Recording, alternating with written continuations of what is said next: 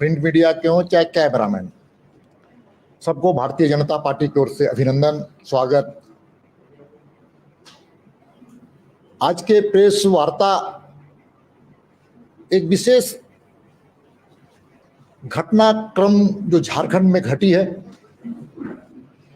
उस संदर्भ में आपके सामने भारतीय जनता पार्टी का पक्ष और झारखंड की जनता की अभिव्यक्ति को रखने के लिए मैं आया हूं।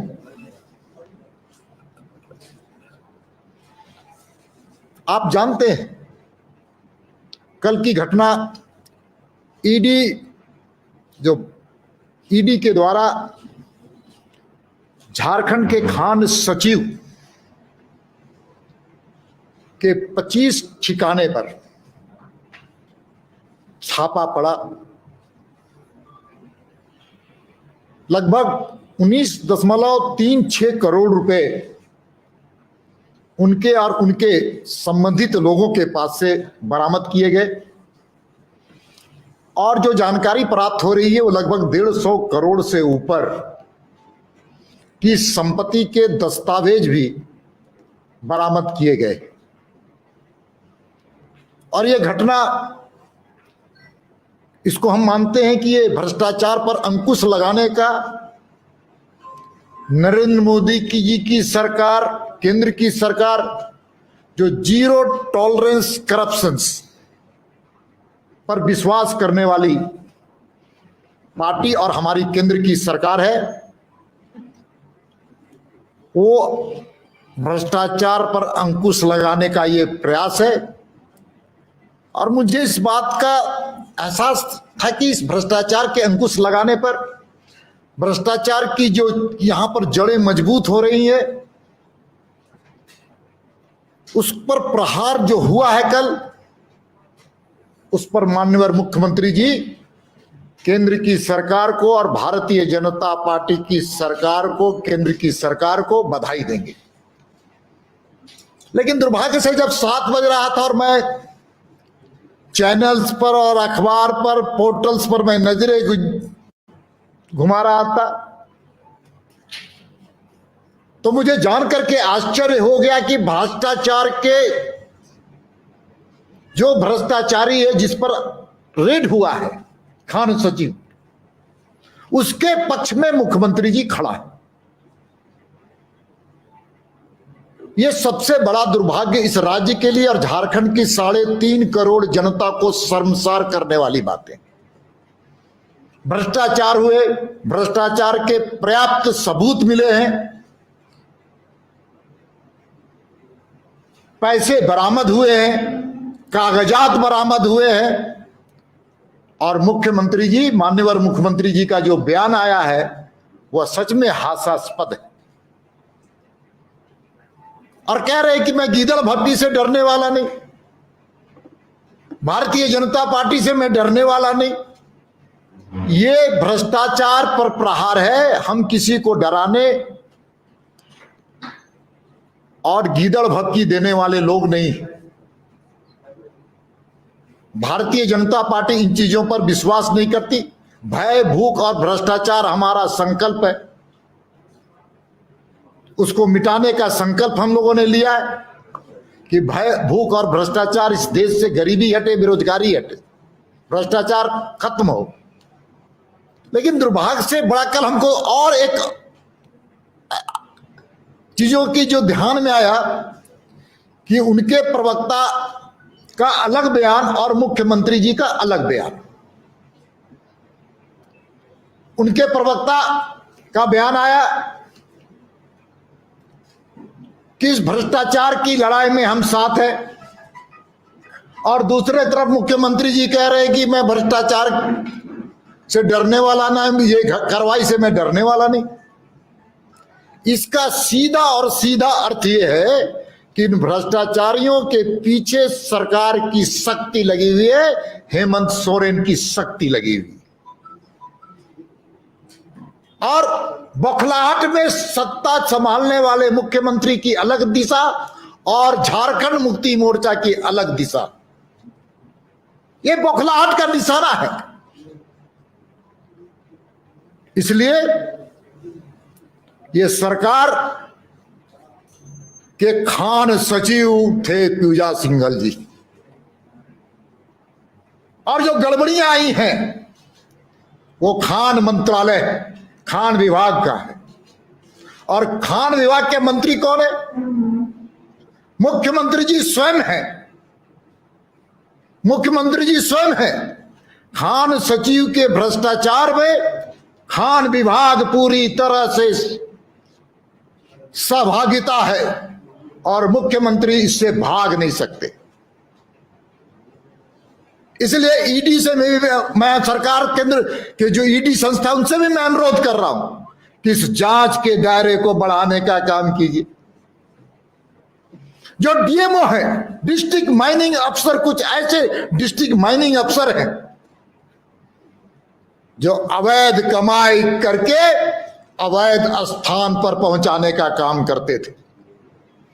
इसलिए ऐसे डीएमओ को भी शिनाख्त करे ईडी और उनसे भी उस जांच के अवधि में उन डीएमओ को ले आना चाहिए। हम सब कोई जानते हैं खनिज संपदा की लूट हो रही है बिना सरकार के संरक्षण के, बिना सरकार के समर्थन के। खनिज संपदा की लूट नहीं हो सकती।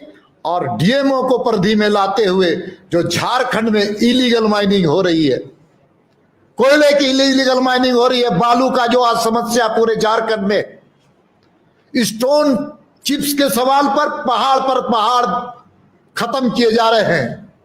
इस पूरे मामले की जांच ईडी करे, ईडी की जांच की परिधि को बढ़ाया जाए और उससे साफ होगा कि इस राज्य के किन किन राजनेताओं का संबंध उन चीजों से है। उन खनिज संपदा की लूट में कौन कौन से राजनेता, कौन कौन से प्रशासनिक पदाधिकारी और कौन कौन से पुलिस के अधिकारी इसमें सम्मिलित है, ये भी बातें स्पष्ट होंगी। इसलिए राज्य की सरकार पूरी तरह से भ्रष्टाचार में लिप्त है। और ये झारखंड का इतिहास रहा है कि कांग्रेस के साथ जब जब यहां पर संयुक्त सरकार बनती है तब तब भ्रष्टाचार का पैमाना बढ़ते जाता है, बढ़ते चले जाता है। और इसका पुराना इतिहास मधु कोला की सरकार, कांग्रेसियों ने मधु खाया और कोला जी को बेचारा किनारे करने का काम किया। जब जब भी कांग्रेस की सरकार बनती है, और कांग्रेस भी भाग नहीं सकती, कांग्रेस भी इसमें बराबर का हिस्सेदार है, बराबर का हिस्सेदार कांग्रेस है। इसलिए झारखंड मुक्ति मोर्चा और कांग्रेस की सरकार जब जब बनी है, आरजेडी की सरकार बनी है, यूपीए गठबंधन की सरकार बनी है, देश में भी लूटपाट की संख्या बढ़ी है, कई घोटाले हुए। और यहां पर भी कांग्रेस और झारखंड मुक्ति मोर्चा की सरकार, पूर्व का जो इतिहास रहा है और वर्तमान का जो चीजें चल रही हैं, ये स्पष्ट है। इनको राज्य की 3.5 करोड़ जनता से कोई लेना देना नहीं। चाहे खनिज संपदा हो, चाहे शराब का मामला हो, हर मामले पर यहां पर भ्रष्टाचार की बदबू नहीं आती, बल्कि अंबार है भ्रष्टाचार का। भ्रष्टाचार की बड़ी बड़ी घटनाएं घट रही है। इसलिए मुख्यमंत्री जी, आप में अगर नैतिकता है तो पूरे प्रकरण की जांच आप सीबीआई से करने की अनुशंसा कीजिए।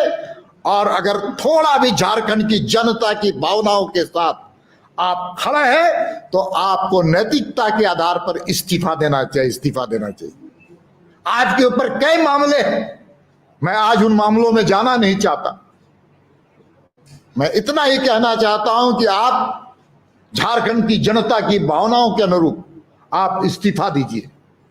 और कांग्रेस और कांग्रेसियों से मेरा भी कि कांग्रेस अपने चाल चरित्र को नहीं बदल रहा है।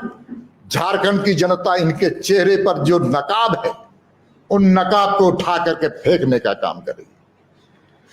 इसलिए ये तो मैं कह सकता हूं कि ये भ्रष्टाचार के अंकुश लगाने का पहला पायदान है। चाहे राजनीतिज्ञ हो, चाहे नौकरशाह हो, झारखंड की गरीब जनता की गाढ़ी कमाई को लूटेगा तो भारतीय जनता पार्टी चुप और मौन नहीं रहेगी। भारतीय जनता पार्टी संघर्ष करेगी, सड़क में भी संघर्ष करेगी, कर रही है, लगातार संघर्ष कर रही है सड़क पर। सदन में भी हम लगातार संघर्ष कर रहे हैं और साथ साथ में हम न्यायालय में जाकर के फरियाद रखने में भी देर नहीं करेंगे। हमारी ओर से इतनी बातें कहनी थी। और आपके मन में कोई प्रश्न है वो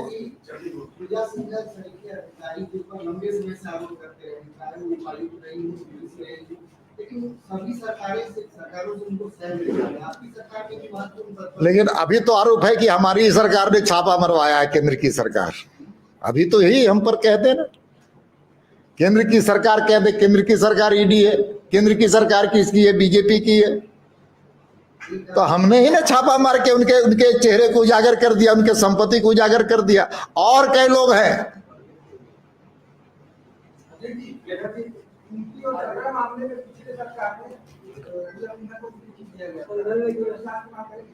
देखिए, इस प्रकार के जो भी कार्रवाई होती है वो स्पष्ट रूप से अभी जो घटना घटी है उसमें भारतीय जनता पार्टी की केंद्र की सरकार ने भ्रष्टाचार के खिलाफ संघर्ष का आह्वान किया है, ऐलान किया है और इसका ये पहला कदम है झारखंड के लिए। उस वक्त रघुवर जी की सरकार थी तो क्लीन चिट उन्हें मिल गया। क्या आप बोलेंगे इसको फिर से एक बार इसकी जांच? आप निश्चित तौर पर, ये जब से 2000 से ये इनका कार्यकाल शुरू हुआ है, ये 2000 बैच की हैं, तब से लेकर अब तक इनके पूरे काले कारनामों पर जांच होनी चाहिए।